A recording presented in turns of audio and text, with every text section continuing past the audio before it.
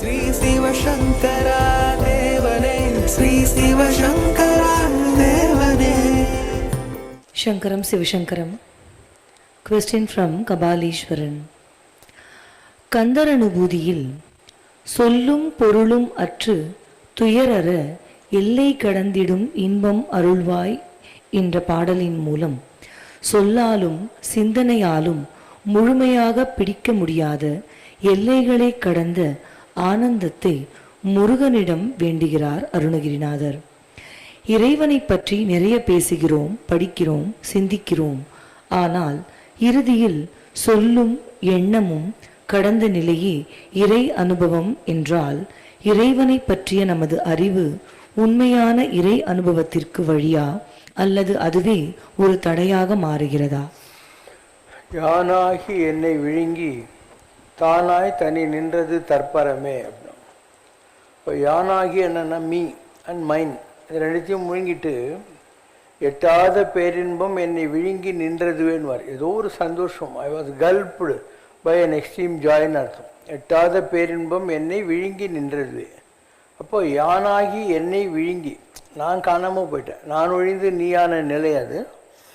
தானாய் தனி நின்றது தற்பரமே. தற்பரம்னா கடவுள், அது தனியாக இருந்தது. அந்த நேரத்தில் நாம் இல்லாமல் போயிடுறோம். நமக்குள்ள கடவுள் தான் நிற்கிறார், நாம் இருக்கிறது இல்லை.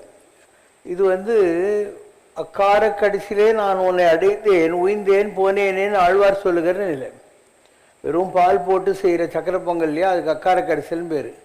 ஸோ சுவாமி அப்படி சொல்லிட்டு சொன்னார், நான் உன்னை அடைந்தேன், ஐ ஹவ் ரீச்டு யூ, உயிர்ந்தேன், உட்பட்டுட்டேன், போனேன்னா காணாமல் போயிட்டேன்னு அர்த்தம்.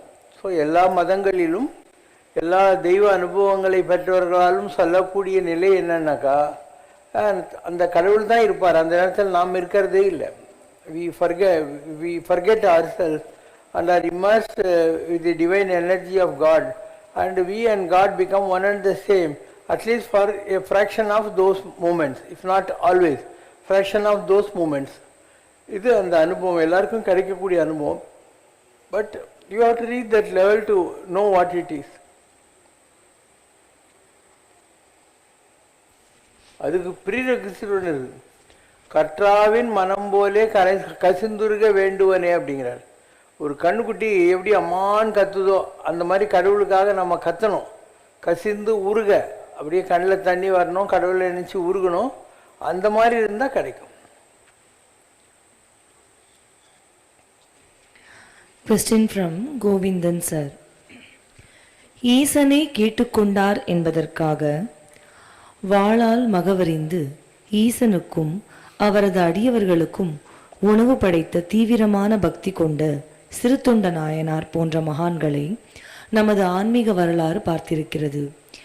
ஏதும் அறியாத பசுவின் கன்றை கொன்றான் என்ற ஒரே குற்றத்திற்காக தனது மகன் என்று கூட பார்க்காமல் அதே தேர்காலில் தனது மகனை கொன்று கன்றை இழந்த பசுவுக்கு நீதி வழங்கிய மனுநீதி சோழன் தனது மருமகன் என்று கூட பார்க்காமல் ஒரு துறவியிடம் ராமேஸ்வரத்தில் படகு சவாரிக்கு கட்டணம் வசூலித்தான் என்ற ஒரே குற்றத்திற்காக தனது மருமகன் என்று கூட பார்க்காமல் மரண தண்டனை வழங்கிய மாமன்னர் ராமநாதபுரம் சேதுபதி.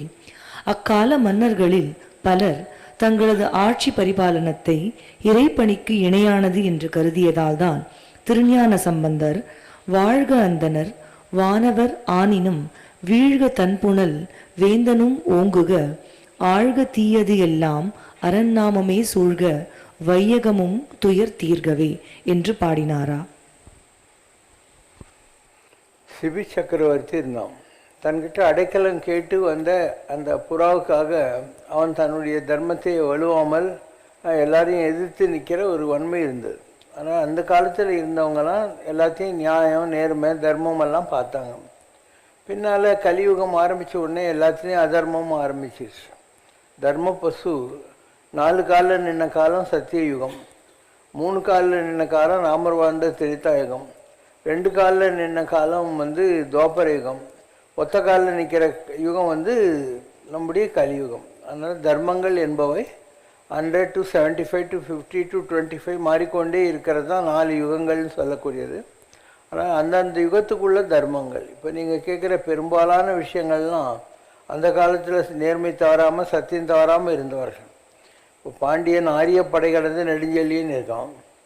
அவன் வந்து கண்ணகிக்கு நாம் அநீதி இழைச்சிட்டோன்னு தெரிஞ்ச உடனே என்னுடைய சிம்மாசனம் போய் நானும் போய் எல்லாம் சொல்லிவிட்டு அப்படியே உழுந்து போயிட்டான். அவன் செத்தான், அவன் பொண்டாட்டி கோப்பெருந்தேவியும் அவங்களுடைய உழுந்து செத்து போயிட்டான் இல்லையா. அவங்களாம் எவ்வளோ நேர்மையாக இருந்திருந்தா தன்னால் ஒரு தப்பு நடந்ததுன்னு பண்ணான். நீங்கள் சொன்ன கேள்வியில் இருக்கிற மன்னி சோழன் இல்லையா, ஒரு பசுமாடு வந்து தன் கண்ணுக்குட்டி மேலே தேரை ஏற்றிட்டான் உன் பிள்ளைன்னு கம்ப்ளைண்ட் பண்ணுது. உடனே அதே மாதிரி தேரை ஏற்றி தன்னுடைய பிள்ளைய கொல்றான். அதுதான் மன்னி சோழனுடைய கதை. இப்படி பழைய காலத்தில் இருந்த ராஜாக்கள் யுக தர்மத்துக்கு ஏற்ற மாதிரி தர்மம் தவறாமல் இருந்ததும் உண்மைதான். காலம் மாற மாற எல்லா அதர்மங்களும் சூழ்ந்து போனதும் உண்மைதான். இப்போ ராமாயண காலத்தில் ராமர் 100% ஸ்ரீராமோ விக்ரமான் தர்மன் தர்மத்தினுடைய பிரதிபிம்பமாக இருந்தார். அதே கிருஷ்ணரால் இருக்க முடியல பார்த்தியா, அந்த நேரத்தில் 50-50 அதர்மம் தர்மம் வந்துச்சு. கிருஷ்ணர் ஜெயிலில் இருந்தும் தன்னுடைய சாத்விக குணத்தை விடாமல் தேவகீடத்தில் பால் குடித்தார். அதனால் சத்துவ குணம் ஆனால் அப்சல்யூட் குட் குவாலிட்டிஸ் வந்துச்சு. கொஞ்சம் அடித்து கொஞ்சம் கொண்டுகிட்டு இருந்த கொஞ்சிக்கிட்டு இருந்த யசோதக்கிட்ட பால் குடித்தார். அதனால் ரஜோகுணம் வந்துச்சு. ராட்சசி பூதனக்கிட்டே விஷம் தடவிய முளைக்காம்பில் பால் குடித்தார். அதனால் தமோ குணமும் வந்துச்சு. அப்போ ஆனானப்பட்ட பகவான் கிருஷ்ணர் உனக்கு பகவத்கீதையை சொல்கிறவரே வந்து 3 தாய்மார்களிடத்தில் பால் குடித்ததுனால துவாபரகத்தில் 3 விதமான குணங்களும் அவர்கிட்ட வந்துச்சு. அதே மாதிரி இரண்ய கசுபுவே அந்தியும் போதில் அறிவுரிவாகி அழிச்ச நரசிம்மருக்கு அந்த ரத்தத்தை குடித்ததுனால அவருக்கு ரொம்ப ராட்சச புத்தி வந்துச்சு. அப்போ அவர் ஊன்னு சொல்லி எல்லாரும் பயப்படுறாங்க. அந்த நேரத்தில் வர வழி இல்லாமல் சிவபெருமானே சரபர்னு சொல்லக்கூடிய பாதி சிங்கம் பாதி மிருகம் பாதி பட்சி எல்லாம் சேர்ந்த ஒரு கலவையில் வந்து இந்த சரப சால்வ பட்சி ராஜாயாங்கிற மாதிரி தன் ரெக்கையில் அவருக்கு ஒரு தட்டு உடனே அவருக்கு ஐயோ நம்ம மகாவிஷ்ணு ஸ்வரூபமோ இந்த மாதிரி ஏன் வந்து நம்ம கோபமோ அக்கிரமமெல்லாம் பண்ண தோணுது அப்படின்னு அவர் அடங்கிட்டாரு. இன்னைக்கு கூட கும்பகோணம் கிட்ட திருப்புவனம்னு போனீங்கன்னாக்கா அங்கே வந்து ஒரு சிவன் கோயில் இருக்கும். அதுக்கு பக்கத்தில் ஒரு சர்பசால்வ அந்த வடிவத்தில் இருக்கக்கூடிய சாமிக்கு அங்கே கோயில் இருக்குது. சர்பருக்கு அந்த ஒரு இடத்துல கோயில் இருக்குது. மற்ற கோயிலுங்கள் சின்னதாக தூண் மேலே வரைஞ்சி வச்சுருப்பாங்க. உங்களுக்கு யாராவது ரொம்ப கெட்ட பில்லி சூனியம் ஏவெல்லாம் பண்ணியிருந்தாங்கன்னா நீங்கள் அந்த கோயிலுக்கு போயிட்டு திருப்புவனத்தில் இந்த சரபர் சந்நிதியில் யாகம் பண்ணிங்கன்னா உங்களுக்கு நல்லது நடக்கும்.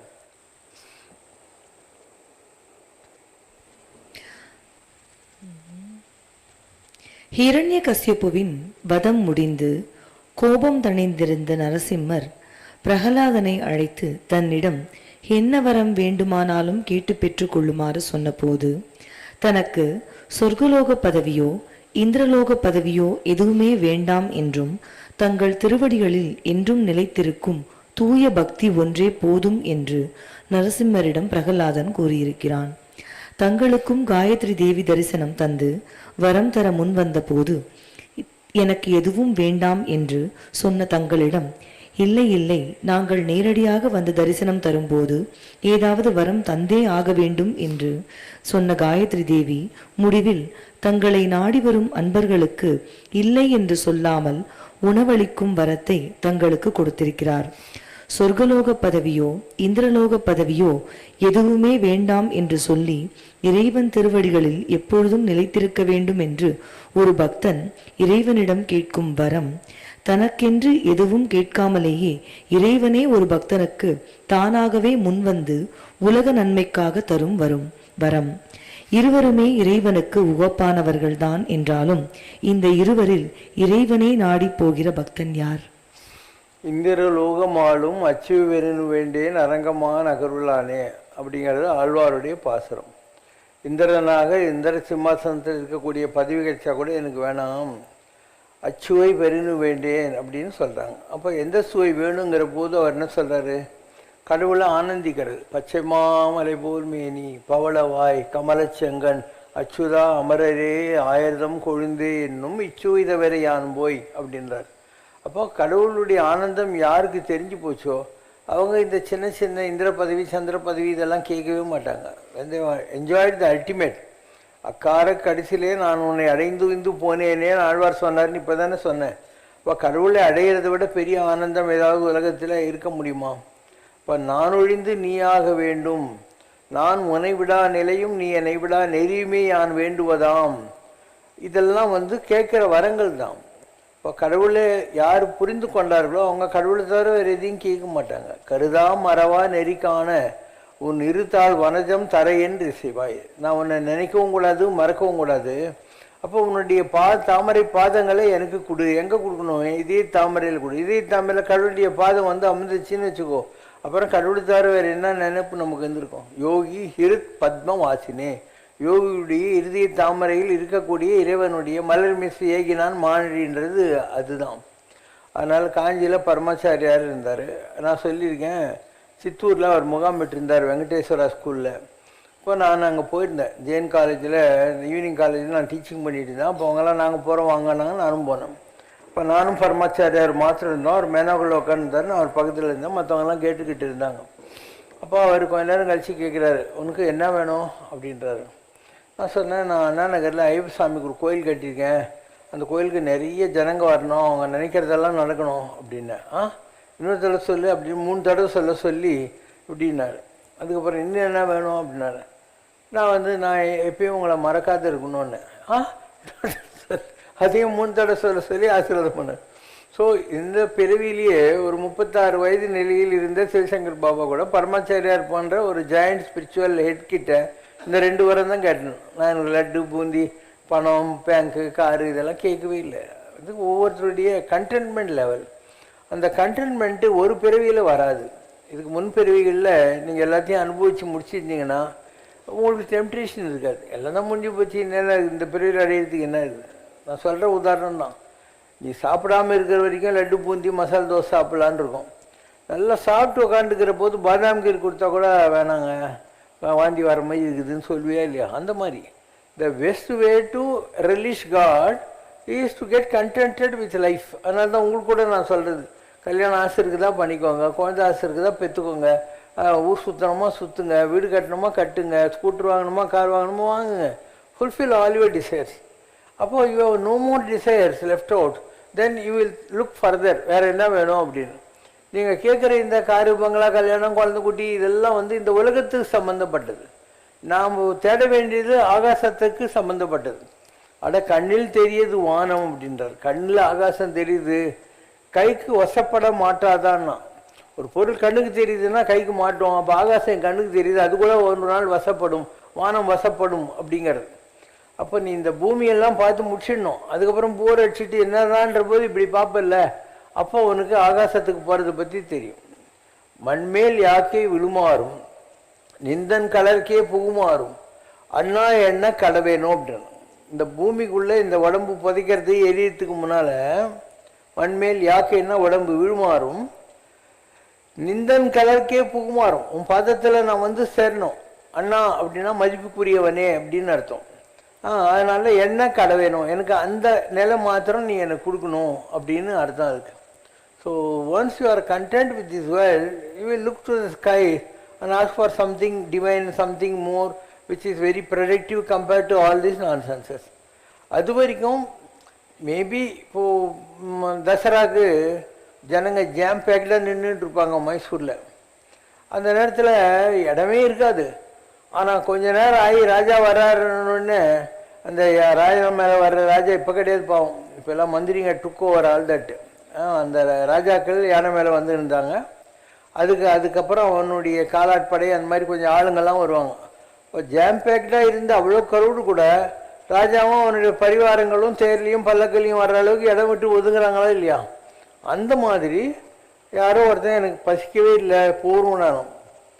அப்போ இன்னொரு ஆள் வந்து சொன்னானா, கொஞ்சோண்டு ஒரு அரை கிளாஸு பாதாம் கீர் குடினானா. சரி கொடு அப்படின்னா. அவனுக்கு கேட்டாலும் இப்போ தான் நல்லா வயிற்றுல இடமே இல்லைன்னு சொன்னேன் அப்படின்ட்டு. நீ மைசூர் மகாராஜாவை தெரியுமா உனக்கு, அவர் வர்றாருன்னு இடம் கிடைக்கும். இப்போ பாதாம் கீர் மைசூர் மகாராஜா அது வரும்னாக்கா எனக்கு இடம் கிடைக்குது அப்படின்னா. It's question of you are accepting what you want அப்படிங்கிறது. இன்னும் ஏதோ கொஞ்சம் பாக்கி இருக்கும். அதனால் இந்த உலகத்தில் நீ ஏதோ கொஞ்சம் பாக்கி இருக்குல்ல, அதை முடிச்சு தொலை. Love will be there. See, I love everyone. Lust will not be there. காதல் வேறு, காமம் வேறு. காதலுங்கிறது கடவுள்கிட்ட கூட வரலாம். காதலாகி கசிந்து கண்ணீர் மல்குவார்தமே நன்னெறி குவிப்பது நமச்சிவாயுமே. அன்போட ஹையஸ்ட் டைமென்ஷன் காதல். அது கடவுள்கிட்டையும் வரலாம், மனிதர்கள்கிட்டையும் வரலாம், அதிலெல்லாம் ஒன்றும் ப்ராப்ளம். காமம் வேறு. காமம்ன்றது எதுக்கும் உதவாத இந்த சுடுகாட்டுக்கு போகிற இந்த உடம்பு இருக்கு இல்லையா, அது மேலே வைக்கிற மோகம். இந்த சித்தர்கள்லாம் என்ன பண்ணுவாங்கன்னாக்கா, அதை வெறுக்கிறதுக்காக நெகட்டிவாக திங்க் பண்ணுவாங்க. You have to conquer yourself if you want to come out of lost.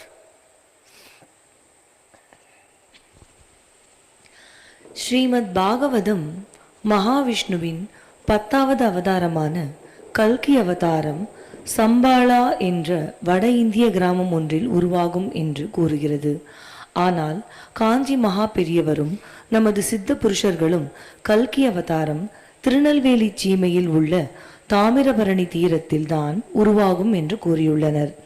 France நாட்டைச் சேர்ந்த புகழ்பெற்ற தீர்க்கதரிசியான நாஸ்ட்ரடாமஸும் பல்கேரியா நாட்டைச் சேர்ந்த புகழ்பெற்ற பார்வையற்ற தீர்க்கதரிசியான பாபா வாங்காவும் இந்தியாவிலிருந்து ஒரு புதிய ஆன்மீக ஒளியும் தத்துவமும் தோன்றி இந்த உலகை காப்பாற்றும் என்று கூறியுள்ளனர். தாங்களோ நாஸ்ட்ரடாமஸின் தீர்க்க தரிசனங்கள் அநேகமாக தங்களது அவதாரத்தோடு ஒத்துப்போகின்றன என்றும் கூறியுள்ளீர்கள். அப்படியானால் தங்களது அவதாரமே கல்கி அவதாரம் என்று எடுத்துக்கொள்ளலாமா? அல்லது கல்கி அவதாரம் விளைவிக்கப் போகும் பேரழிவிலிருந்து இந்த உலகை காக்க வந்த மைத்ரேய அவதாரமா? ஆழ்வார் பாசுரத்தை நீங்கள் பார்த்தீங்கன்னா, மகாபலிபுரத்தில் இருக்கக்கூடிய சலசயன பெருமாள் இருக்கார் இல்லையா, அவருடைய அவதாரத்தை நான் இந்த மாதிரி கடல் மல்லை திருத்தலத்தில் கல்கியை கண்டேன்னு பாடியிருக்காரு. அப்போது ஆழ்வாருடைய பாசுரத்துப்படி மகாபலிபுரத்துக்கிட்ட தான் வந்து அந்த அவதாரம் நிகழணும் அப்படின்னு ஆழ்வார் பாசுரம் இருக்குது. அதெல்லாம் இன்றைக்கி எழுதினாங்க, இன்றைக்கும் எழுதிட்டாங்க. இதுக்கு முன்னால் நான் சொல்லியிருக்கேன், அதாவது மண்ணு புகழ் மகேந்திரகிரியில் ஈசன் அருளிய பனுவல் அப்படின்னு சொல்லியிருக்கோம். அப்போ மகேந்திரகிரியில் ஈஸ்வரன் இந்த வேதங்களெல்லாம் உற்பத்தி பண்ணான். அந்த மாதிரி ஒரு அவதாரம் உருவாகிறதுக்கு பல காலம் ஆகும். ஒரு விதையை போட்டால் அது செடியாகி கொடியாகி பழுத்து மாம்பழம்லாம் வரத்துக்கு லேட் ஆகும் இல்லையா, அந்த மாதிரி from the peninsula of 3 waters he will be born அப்படின்னா, முப்பக்கமும் கடலால் சூழப்பட்ட தென்னிந்திய தீபகற்பத்தில் அவன் தோன்றுவான். One we make Thursday is day of worship. Jupiter Guru பகவானுடைய அருளை அவன் பெற்றிருப்பான். he will take Monday for his name அப்படின்னா சிவனுடைய பெயரை அவன் வைத்து கொண்டிருப்பான். இதெல்லாம் நாஸ்ட்ரடாமஸ் சொல்லுகிற விஷயங்கள். அண்டு நம்ம என்ன சொன்னோம், ஐயப்ப சாமி தான் கல்கி அவதாரம் அப்படின்னு என்னுடைய ஸ்பீச்சில் ஒரு மகர ஜோதி அன்னைக்கு நான் சொன்னேன். ஏன் சொல்கிறோம், அவர் வந்து ஞானவாள் ஏந்தும் ஐயன், கையில் கத்தி வச்சுன்னு இருப்பார். அப்போ ஐயப்ப சாமி இதில் கத்தி இருக்கும், ஞானவாள் ஏந்தும் ஐயன். அண்ட் குதிரை வாகனத்து மேலே வர்றாரு. ஐயப்பனுடைய வாகனம் என்ன, குதிரை. நீங்கள் சின்ன சின்ன கிராமத்தில் போனால் கூட அங்கே இந்த குதிரை மேலே உட்காந்து இருக்கிறது யார், சாஸ்தா ஐயப்பன் ஐயனாருன்றீங்க இல்லையா, அதே தான். அதனால் குதிரை மேலே கத்தி வச்சுக்கிட்டு வர்றது இதெல்லாம் அதே தான். அண்டு ஐயப்ப சாமியுடைய கொடிமரம் இருக்குது இல்லையா சபரிமலையில், அதில் ஒவ்வொரு கருடன் இருந்தால் பெருமாள்னு அர்த்தம், நந்தி இருந்தால் ஒரு மாதிரி அர்த்தம். இப்போ அங்கே குதிரை தான் இருக்குது. சபரிமலையில் கொடிமரத்தில் குதிரை வரைஞ்சிருக்கோம் அந்த இதில். அதனால் எது எப்படி இருந்தாலும் நமக்கு ஒன்றும் ப்ராப்ளம் இல்லை. பட் நம்ம என்ன சொல்லிகிட்டு இருக்கோம்னாக்கா, கலே ரத்னேத்து சம்பிராப்தே கல்கினாம் பிரம்மவாதினம் அனுபவச குருதேவதா வசுதேவ ஜாதி சதம். கலியுகம் முடியக்கூடிய தருவாயில் மனித குலத்தில் ஒருவன் தோன்றுவான். ஒன்று, அவன் பார்ப்பதற்கு சாதாரண மனிதனை போல் பேசுவான், மனிதனை போல் இருப்பான். கடவுள் மனிதனுக்குள் வசிக்கிறது என்ற ஒரு வேத தத்துவத்தை அவன் மறுபடியும் மறுபடியும் போதித்து கொண்டிருப்பான். தெய்வம் மனுஷ ரூபேன அப்படின்னு ராமாயணத்தில் சொல்கிறான், மானுடம் என்றதான ராமர் ஒரு மனிதனாகவே இருந்து வாழ்ந்து காட்டினார் அப்படிங்கிற மாதிரி சொல்லியிருக்கு. அதனால் எது எப்படி இருந்தாலும் நமக்கு அதை பற்றி கவலை இல்லை. அது ஐயப்ப சாமியே ஆகட்டும், இல்லை ராமர் தான் ஐயப்ப சாமியாக வந்தாருன்னு நான் 100 தடவை சொல்லியிருக்கேன், அதனுடைய ரீஇன்கார்டினேஷன் வேணாலும் நீ வச்சுக்கோ. இல்லை ஆழ்வார் சொல்கிற மாதிரி கடல் மல்லை தனத்தில் வரக்கூடியவர்னு வச்சுக்கோ. நீ எப்படி பார்த்தாலும் ஏதோ ஒன்று வரதான் போகுது. ஏன் வரப்போகுது அப்படின்னா, காஞ்சி பரமாச்சாரியார் இருந்தார். அவர்கிட்ட ஒரு வெள்ளைக்காரன் பால் பிரண்டன்னு சொல்லிட்டு நான் 1934 போகிறோம். 1934 அவன் போயிட்டு பரமாச்சாரிக்கிட்ட சொல்கிறான், உலகத்தில் எங்கே பாரு அக்கிரமம் அநீதி அசாந்தி எல்லாமே இருக்கே, இதெல்லாம் எப்போ தான் மாறும் அப்படின்னு சொல்கிறார். அப்போது இந்த உலகம் உனக்கும் சொந்தம் இல்லை எனக்கும் சொந்தம் இல்லை, எவனுக்கு சொந்தமோ அவன் பார்த்துக்க போகிறான், நீ ஏன் வருத்தப்படுற அப்படின்னாரு. இல்லை, judging from the sad affair I am affected mentally அப்படின்றான். அதுக்கு அவர் சொல்கிறாரு, every century has his own saviour. ஒவ்வொரு நூற்றாண்டிலையும் ஒவ்வொரு மனிதனை கடவுள் தேர்ந்தெடுத்து அனுப்புவார். The more the situation pathetic, the more powerful person will be sent by God அப்படிங்கிறார். எப்போ ரொம்ப ஜாஸ்தி ப்ராப்ளம் இருக்குதோ அப்போ அவ்வளோ பிரமாதமான ஆள். அப்போ அவன் கேட்குறான், இதெல்லாம் நடக்கிற விஷயமா தெரியுதா?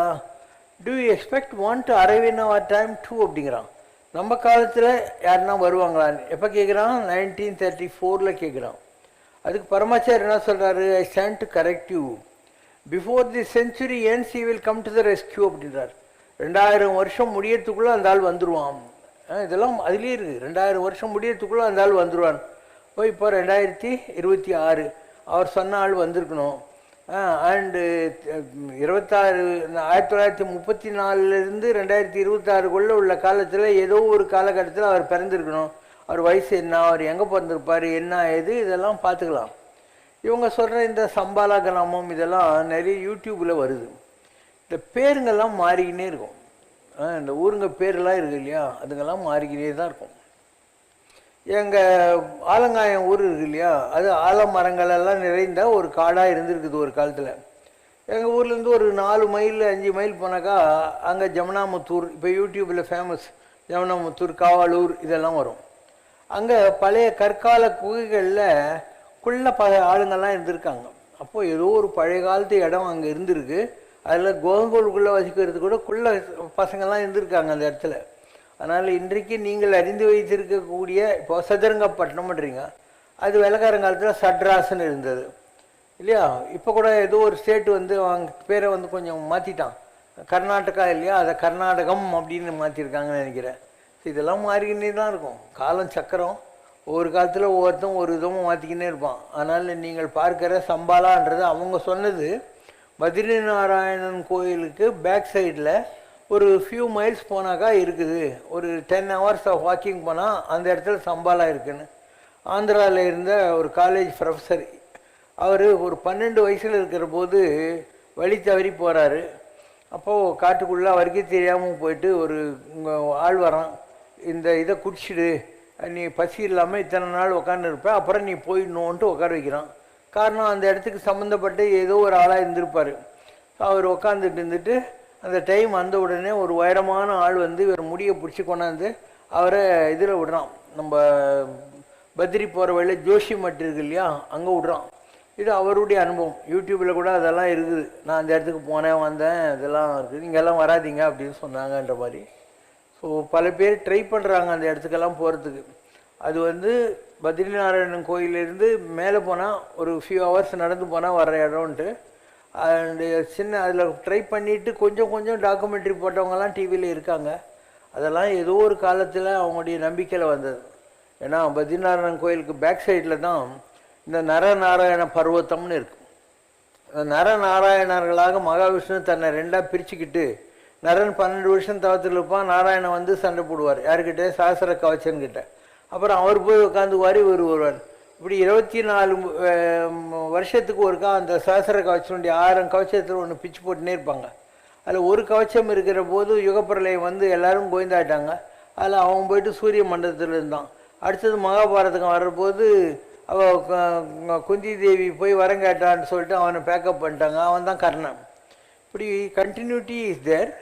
அண்ட் நரநாராயண பர்வத்தம் இருந்த இடம் பத்ரிநாராயணன் கோயிலுக்கு பேக் சைடில் நம்ம சொல்கிறோம். இப்போ கேதார்நாத் இருக்குது. கேதார்நாத் கோயிலிருந்து ஒரு 4 மைல்ஸு நடந்து போனால் அங்கே ஒரு குகை இருக்குது. அதுக்கு மேலே போனாக்கா நிறைய இடங்கள்லாம் இருக்குது. அதே மாதிரி பத்ரிநாராயணன் கோயிலிருந்து கேதார்நாத் போகிறதுக்கு காட்டு வழியில் ஒரு ரூட் இருக்குது. இப்போ நீங்கள் கைலாசம் போகிறதுக்கு வழி பார்க்குறீங்க இல்லையா, ஏறத்தாழ 100க்கும் மேற்பட்ட வழிகள் கைலாசம் போகிறதுக்கு இருக்குது. இப்போ புதுசாக வந்து சிக்கிம் வழியாக ஒன்று கண்டுபிடிச்சிருக்காங்க. அதுக்கு முன்னால் நாங்கள்லாம் போகிற இந்த காலாபானி அந்த வழியாக போகிறவங்களாம் இருந்தாங்க. இப்போ நேபாள் வழியாக, அதாவது லக்னோ போயிட்டு அங்கேருந்து பிளேனில் கூட்டின்னு போயிட்டு நேராக கொண்டு போய் விடுறவங்க இருக்காங்க. இப்போ அதை விட ஈஸியாக ஹெலிகாப்டர்லேயே ஒன்று கைலாசத்தை சுற்றி காட்டி ஒரே நாளில் கொண்டாந்து விடுறதுக்கெல்லாம் வழி வந்திருக்கு. அதனால் கைலாசம் இருக்கிறது உண்மை, அதுக்கு போகிறதுக்கு 100கணக்கான வழிகள் இருக்குது. அந்த மாதிரி இந்த சம்பாலாங்கிறது என்ன பேரில் எந்த காலத்தில் அவங்க தெரிஞ்சிருந்தாங்களோ அதுக்கும் இன்னைக்கு இருக்கிற பேருக்கும் சம்பந்தம் இருக்க வாய்ப்பு இல்லை. எல்லா பேரும் மாறிக்கினே தான் இருக்குது. அதனால் வீல் அக்செப்ட். இதெல்லாம் ஏற்கனவே நம்ம ஒரு ரிசர்ச் மாதிரி பண்ணி பெரிய புக்கில் போட்டோம். நம்ம அமெரிக்காவில் ஒருத்தன் தான் இல்லையா, ஜோதி ரமணான்னு சொல்லிட்டு, அவன் நிறைய புக்கு இதை பற்றியெல்லாம் படித்து அதையெல்லாம் தொகுத்து நம்ம இதில் கூட பப்ளிஷ் பண்ணியிருக்கோம். ஏதோ நம்முடைய ஏதாவது ஒரு புக்கில் போட்டிருப்போம் பாரு. The avatara of God, who shall appear on this earth by the end of the 20th century, is clearly described as the God of gods. Let there be no mistake, the real avatara of God, Lord Kalki, is no religious fakir or sadhu or a saffron-clad recluse. In fact, he is not a religious person at all. இது வீரபிரமேந்திர சுவாமி சொன்ன காலஞானத்திலிருந்து வந்த translation. அதில் என்ன சொல்கிறாங்க, வரக்கூடிய கல்கி அவதாரம் என்பது ஒரு மத போதகர் அல்ல, அவர் கஷாய வஸ்திரம் தரித்தவர் அல்ல, தாடி குச்சி கோமனெல்லாம் கட்டினுக்கிற ஆள் கிடையாது. இன்னும் சொல்லப்போனால் அவர் ஒரு மதவாதி அல்ல. Is not religious person at all. He is a world leader, a born yogi with political insight. அவர் பிறப்பிலேயே யோக சக்திகளோடு பிறந்தவர். எல்லாம் உலகத்தில் என்னெல்லாம் நடக்குதுன்னு சொல்லி அவருக்கு தெரியும்.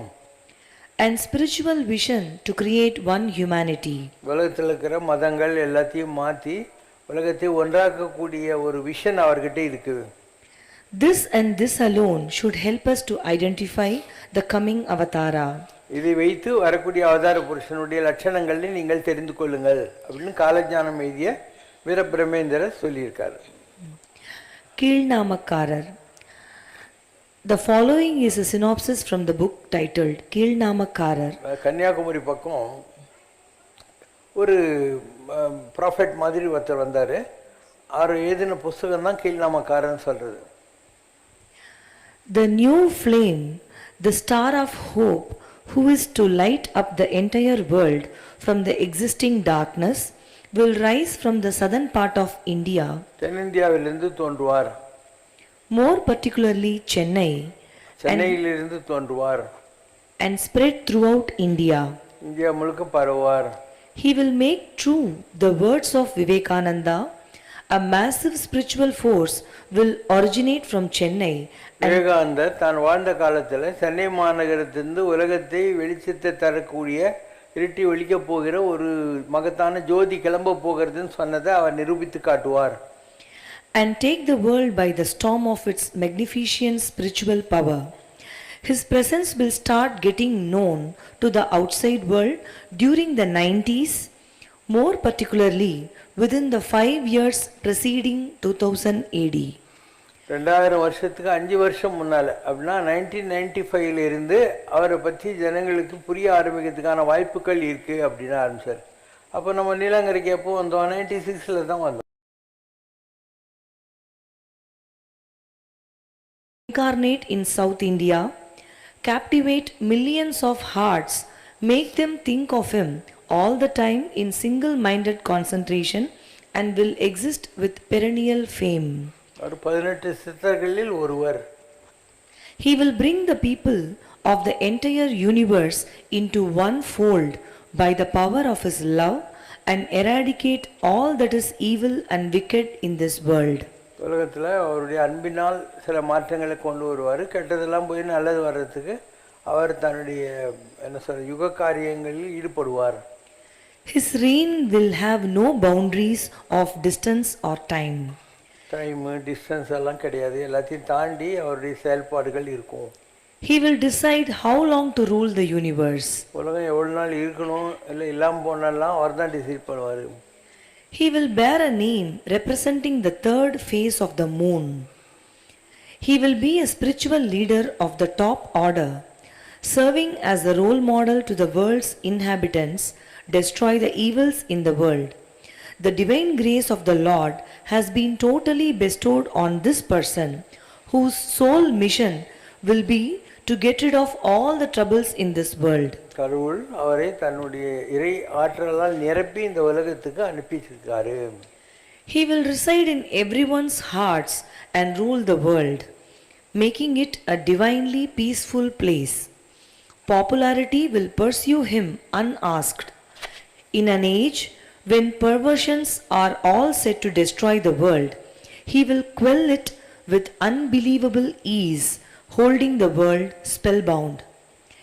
He will make the world understand that all religions are one, bring people belonging to various religions under one roof. அவர் எல்லா மதங்களும் ஒன்றுதான் என்று போதிப்பார். எல்லாரையும் ஒரே விதமான வாழ்க்கை தத்துவத்தில் அவரை ஈடுபடுத்துவார். The world will learn to live in absolute peace and righteousness, for he himself will serve as an example. அவர் தன்னுடைய வாழ்க்கையை ஒரு உதாரணமாக மாற்றி இதையெல்லாம் செய்வார். At this point of time, Boga Rishi will appear in person along with other rishis to partake of this bliss. அந்த நேரத்தில் மற்ற சித்தர்களும் ரிஷிகளும் கூட இந்த பூமியில் இருப்பார்கள், வருவார்கள். He will have a compassionate nature, tenderly guiding the world on the proper path. Religious and spiritual leaders who had so long been quarreling amongst themselves will bow down to this person's superior knowledge. He will be a master of all Vedas and holy books of various religions. He will be filled with justice and integrity. He will be bold and outspoken in his mission to spread good in the world. Those who see him, talk to him, hear his kind voice addressing them, partake of food along with him are really blessed. The world will become one happy family under one single roof. He will make people comprehend that God exists within everyone through his preachings and practices. People will rush eagerly to serve his mission. Truth will triumph. நிறைய பேர் சொல்லியிருக்காங்க. கீழாமக்காரன்னு சொல்லிட்டு அந்த கன்னியாகுமரி பக்கம் வந்தார் இல்லையா, அவர் சொன்னது இதெல்லாம் இந்த மாதிரி நிறைய பப்ளிஷ் பண்ணியிருக்கோம். நம்ம எல்லாத்தையும் எல்லாம் நடக்கிற போது நடக்கும். நமக்கு என்ன இது, நம்ம நல்லா தானே உட்காந்து இருக்கும் இல்லையா. எவ்ரிதிங், தங்கத்துக்கு இடம் இருக்குது, வருமானம் இருக்குது, பீஸ்ஃபுல்லாக இருக்கும், எல்லா கோயிலையும் கட்டியிருக்கோம். மற்ற மதத்துக்காரங்களும் மதிக்கிற மாதிரி சர்ச்சு, மசூதி, புத்தர் கோயில், ஜெயின் கோயிலெலாம் கட்டியிருக்கோம். நிறைய மரம்லாம் நட்டு பீஸ்ஃபுல்லாக ரோடு போட்டு எலக்ட்ரிசிட்டி வச்சுக்கிட்டு எல்லாம் வச்சு ஜாலியாக உட்காந்து இருக்கோம். ஒரு சிஸ்டமேட்டிக் ஸ்டைல் இருக்குது. காலையில் யாகம், நைட்டில் இந்த மாதிரி சத்சங்கம் எல்லாம் அழகாக பண்ணிக்கிட்டு இருக்கோம். மற்றதை பற்றி நமக்கு என்ன, இட்ஸ் காட்ஸ் ஒர்க் அண்ட் நம்ம எல்லாத்தையும் பண்ணிட்டு ரெடியாக இருக்கோம். It's for God to rise to the occasion, otherwise we are all set. நம்ம எல்லாத்தையும் பண்ணிட்டு தான் ஜாலியாக உட்காந்துருக்கோம். அம்மையோடு அப்பனென வந்தவர்க்கு மங்களம், ஆசானும் தெய்வமுமாயானவர்க்கு மங்களம், இத்தரை துயர்கள் எல்லாம் தீர்ப்பவர்க்கு மங்களம், ஈஸ்வராவதார சிவசங்கரர்க்கு மங்களம்.